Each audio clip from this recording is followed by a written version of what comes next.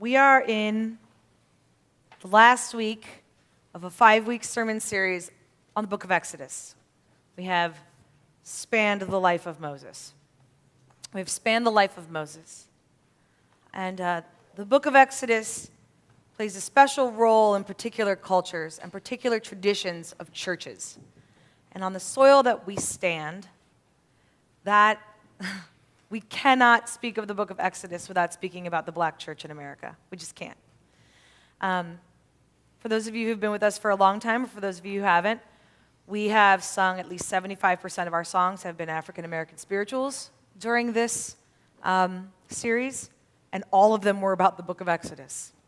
So this points to the importance of this story, to this culture. And so all of the sermons can stand alone, but if you're the kind of person who likes to look that stuff up online, there will be 5 weeks after the end of this evening that you can check out. Next week, just as a reminder, we're going into the Unfinished Sermon series. There's a couple classes offered on that as well, based around the sermons. Greg starts tonight, 6:30 on Sundays. Stephanie and I are teaching a class on 6:30 on Wednesdays. And so if you're interested in that, pop on in. If not, no pressure. We're cool. So you'll notice that there are 3 different scriptures in your bulletin today. We're only going to read 2. I just wanted to have reference points for everywhere that we're walking today. And I'd like us to start out today by first reading the story of what's known as the Transfiguration of Moses. We read part of it last week. We touched on the idea last week, and we're going to touch on it again today and pick it up from there. Joseph, do you mind standing and reading that? This is from Exodus 33, verses 12 to 23. Moses said to the Lord, "See, you have said to me, 'Bring up this people,' but you have not let me know whom you will send with me. Yet you have said, 'I know you by name,' and you have also found favor in my sight. Now if I have found favor in your sight, show me your ways, so that I may know you and find favor in your sight. Consider too that this nation is your people." He said, "My presence will go with you, and I will give you rest." And he said to him, "If your presence will not go, do not carry us up from here. For how shall it be known that I have found favor in your sight, I and your people, unless you go with us? In this way we shall be distinct, I and your people, from every people on the face of this earth." The Lord said to Moses, "I will do the very thing that you asked, for you have found favor in my sight, and I know you by name." Moses said, "Show me your glory, I pray." And he said, "I will make all my goodness pass before you, and will proclaim before you the name, the Lord.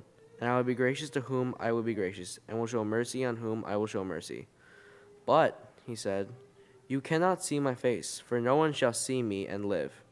And the Lord continued, "See, there is a place by me where you shall stand on the rock. And while my glory passes by, I will put you in a cleft of the rock, and I will cover you with my hand until I have passed by. Then I will take away my hand, and you shall see my back, but my face shall not be seen." So we've got, thank you, Joseph. We moved from the Transfiguration of Moses into this strange moment where God is able to be in some ways perceived by Moses and felt by Moses. And I just kind of wanted to lift up that kind of transfiguration, holy mystical moment, these moments that Moses continues to have with God. And to point out, one, that they have been with Moses since the burning bush. At least Moses that's pretty much when he's been perceiving it. These mystical moments and recognizing it. But Moses has been having God speak into Moses' life for his whole life, even when it was unbeknownst to him.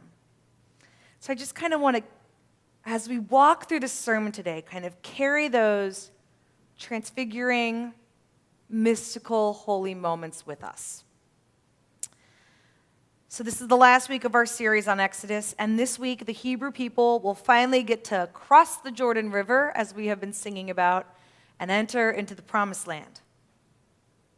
And this week Moses will die. The baby in the basket, saved by bold women, called by a burning bush, will not actually enter into the Promised Land himself.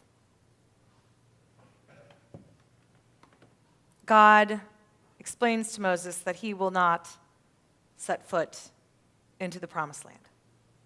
But before he dies, God allows Moses to look over the Jordan River and to see the promised land. He doesn't get to enter it, but he gets to see it. Famous theologian Reinhold Niebuhr said the following. We're going to hear this quote a couple times in this sermon.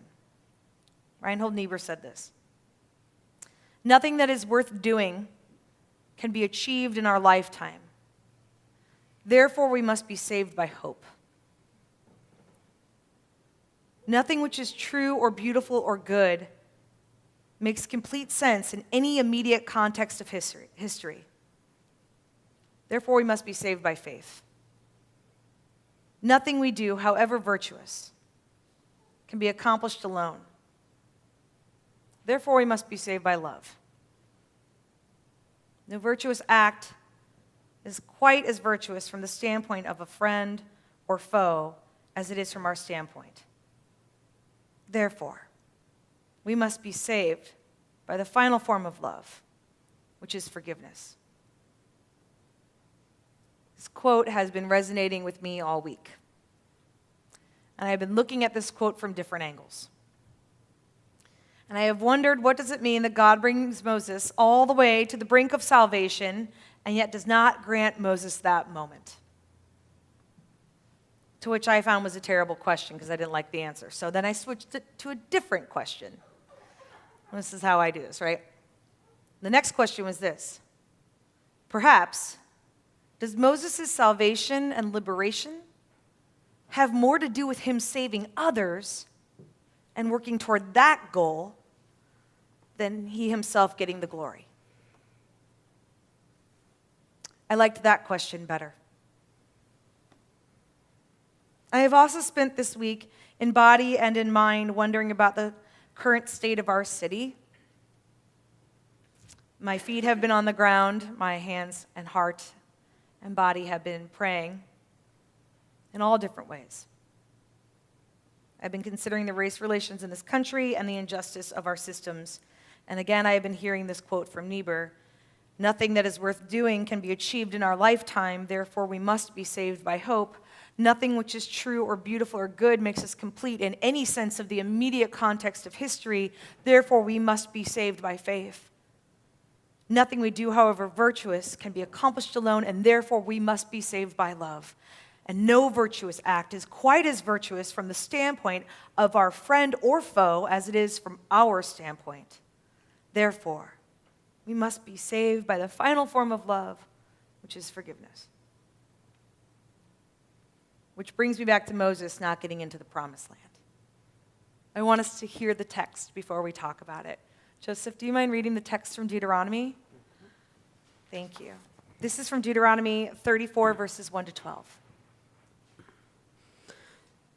Then Moses went up from the plains of Moab to Mount Nebo, to the top of Pisgah, which is opposite Jericho, and the Lord showed him the whole land, Gilead as far as Dan, all Naphtali, the land of Ephraim and Manasseh, all of the land of Judah as far as the western sea, the Negeb and the plain, that is, the valley of Jericho, the city of palm trees as far as Zoar. The Lord said to him, "This is the land of which I swore to Abraham, to Isaac, and to Jacob, saying, I will give it to your descendants. I have let you see it with your eyes, but you shall not cross over there." Then Moses, the servant of the Lord, died there in the land of Moab, at the Lord's command. He was buried in a valley in the land of Moab, opposite Beth Peor, but no one knows his burial place to this day. Moses was 120 years old when he died. His sight was unimpaired, and his vigor had not abated. The Israelites wept for Moses in the plains of Moab 30 days. Then the period of mourning for Moses was ended. Joshua, son of Nun, was full of the spirit of wisdom, because Moses had laid his hands on him, and the Israelites obeyed him, doing as the Lord had commanded Moses. Never since has there arisen a prophet in Israel like Moses, whom the Lord knew face to face. He was unequaled for all the signs and wonders that the Lord sent him to perform in the land of Egypt, against Pharaoh and all his servants and his entire land, and for all the mighty deeds and all the terrifying displays of power that Moses performed in the sights of all of Israel. The word of God for the people of God. Thanks be to God. So this Niebuhr quote with this end of life Moses time makes me think that maybe it's not about getting to enter the promised land ourselves. Maybe it's about helping others get there. Perhaps it is our very own privilege, ego, subjective existence that so often makes us focus on ourselves and reaching our own goals, when perhaps we are truly to be focused on the salvation of others, the liberation of others, and the redemption of others. There's a quote I've been bringing up for darn near 6 months now, and it's going to keep popping up because it keeps haunting me. It came from Amy Barber. The Christian justice and love cannot be imagined apart from the exhumation and reparation of hurt bodies and hurt memories. The Christian Bible itself is a vehicle carrying forward the story of a traumatized community's responsibility to transfigure a hurt body and to transform the shame and horror of hurt memories into a proclamation of good news. So the part that was haunting me this week was the part where it says that it's the Christian Bible, part of the work of the Christian Bible, of these stories, of this narrative, is to transfigure the hurt bodies into the good news. To transfigure hurt bodies. I think about this transfiguration of Moses that's played such a vital role in our understanding of who he was. To be able to see these hurt bodies, to see them aglow and to see them healed and to see them with God. Kind of the way that Moses himself had been transfigured. And I want to talk about the way I'm thinking about this concept and how real, how tangible I mean when I'm talking about this transfiguration. This concept of transfiguring a hurt body and transforming hurt memories. Because both of these components are vital. One may be more in the mind, but the other one is certainly of the flesh. The thing is, if Jesus reminds us of anything, if there's something we really learned from the life of Christ, it's that love is not love unless it is incarnate. Love is not love unless it's infleshed, unless it's put into creation. Love is not love unless it's incarnate. We can philosophize about things all day. We can talk about ethics and about right and wrong. We can talk about what love means and what it is for us. We can speak about how best to love our neighbors. But unless love is actually infleshed, it's just blasphemy. The transfiguration of bodies and the transforming of memories must not happen in just an ethereal sense. It has to happen in a physical one. Basically, what I'm saying in very fancy terms is that you and I are called to do this work and to live into it and to walk the walk. To live with the love of God, to love our neighbors, to be Christian, means that we're called to live this stuff, right? Not so that you and I, together for sure in this lifetime, can walk into that promised land together, but so that those who have been enslaved and oppressed and torn apart and hurt and traumatized in memory and in flesh, so that they can get to the promised land. Maybe that's what it's more about. Maybe that's what the life and death of Moses point to. It is an incarnate, sacrificial kind of love that we're talking about here, right? It is a love that liberates without requiring the self to be liberated, and yet, in so many ways, liberates the self also from ego and from the things that give us pride. It is a love that frees, and not just in concept, but in flesh. The years Moses spent as a leader, the leader of these Hebrew people, talking with God and getting so frustrated, right? These were not easy years. They were not years where he lived in glory per se, and yet his relationship with God was a glorious one. These years were years of heartbreak, years of making and breaking relationships with the people of God and with God and trying to patch those wounds. It was not an easy task. Love is not an easy task, but in the end, it paid off. It really, really did. Love always does. Love was in the toil. Love was in the flesh. Love was in the day-to-day work. Love was the feet on the ground doing the hard stuff. Love was promising his fellow people that God was going to use him to get them to the promised land. From the beginning, even when they didn't believe him in Egypt. And God did just that. God did get those people to the promised land. Moses' word was good. Moses gets to see that. And he gets to see the promised land. He gets to know he lived his life doing what God called him to do. Not because it would provide him with extra cushion or comfort, not because he would cross into the land himself and get a particular amount of acreage and feel warm and fuzzy, but simply because love is not real love unless it's enfleshed in our bodies, in the land, and in our relationship between those and God. So Moses and God appoint a new leader for the people. They appoint Joshua, who will cross the river with them into the promised land.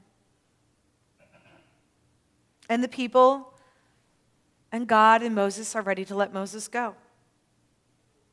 These people of God wandered through the wilderness for generations, liberated from Egypt, a people who had forgotten their God, finally are back into that relationship, and they enter into their new life, affirmed that God walks with them, even if Moses cannot.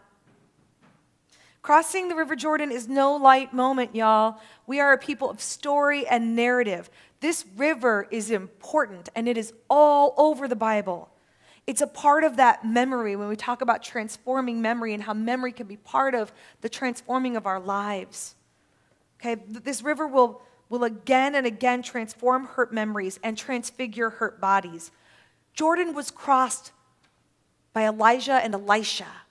Dry. They were able to cross over it, remaining dry. God thrived through Elijah's performing 2 other miracles at the Jordan. God healed Naaman by having him bathe in the waters, and he made the axe head of one of those children of prophets float by throwing a piece of wood into the water. This is the same river that John is going to baptize at. This is the same river Jesus is going to be baptized in. The New Testament talks all the time about Jesus crossing the River Jordan during his ministry, and of believers crossing the Jordan to come hear him preach and to be healed of their diseases, and how Jesus will cross back into the wilderness to go face the demons that he must face before he can do his ministry. And when his enemies sought to capture him, Jesus took refuge at the Jordan in the place where John had first baptized. It is no wonder that songs of liberation that were created on this soil sing of the freedom of the Jordan River. The people's freedom was not only in their minds, but it was enfleshed in their bodies and enfleshed in their land as well. There was a physical line that marked where they would be enslaved versus where they would be free. Because the liberation takes place here. It takes place on our streets. It takes place in our churches. It takes place in our courthouses. And no one is truly free unless we are all free. In his final sermon ever, Reverend Dr. Martin Luther King Jr. begins his, it's called the I've seen the view from the mountaintop, or the mountaintop speech, for those of you who are familiar with this. This was the last speech or sermon that he ever gave. And he actually begins that sermon, that speech, after saying thank you for the introduction. He begins it in Egypt, right where we started. He begins it in Egypt, and he talks about, like, if God could let me see one time period, and God brought me over to Egypt, and I got to see the people be freed and wander through the wilderness and make it in, would I do that? But I wouldn't stop there, and he goes throughout history. But he starts in Egypt, which I was like, well, that's appropriate, right, for our sermon series. But also at the end of this speech, we're in a very similar space to where we are today. A very similar place that Moses was left at the end of his life. In response to talking about his own upcoming death, talking about the death threats that have been put on him, Dr. King says this: I don't know what will happen now. We've got some difficult days ahead. But it really doesn't matter to me now because I have been to the mountaintop. And I don't mind. Like anybody, I would like to live a long life. Longevity has its place. But I'm not concerned about that now. I just want to do God's will. And He's allowed me to go up to the mountain, and I've looked over, and I've seen the promised land. I may not get there with you, but I want you to know tonight that we as a people will get to the promised land. And I am so happy tonight. I'm not worried about anything. I'm not fearing any man. Mine eyes have seen the glory of the coming of the Lord. And that's where his speech ends. I know it's a lot of quotes, but we're going to go back to that Niebuhr quote and listen to that one last time. Nothing that is worth doing can be achieved in our lifetime. Therefore, we must be saved by hope. Nothing which is true or beautiful or good makes complete sense in any immediate context of history. Therefore, we must be saved by faith. Nothing we do, however virtuous, can be accomplished alone. Therefore, we must be saved by love. No virtuous act is quite as virtuous from the standpoint of our friend or foe as it is from our standpoint. Therefore, we must be saved by the final form of love, which is forgiveness. What does it mean for you to work out the liberation of someone who is not you? What does it mean for you that God is calling you, perhaps, into the redemptive work of others? I think in the end, Moses, like Dr. King, found his peace and found his liberation. He found God's pure and perfect love. It's the kind of love that spills out of your flesh, that just spills out of your flesh and your actions and your very existence, so much that you almost look like you're glowing, transfigured even. It's the kind of love that we will carry forward out of our wilderness and into the promised land. Amen, y'all.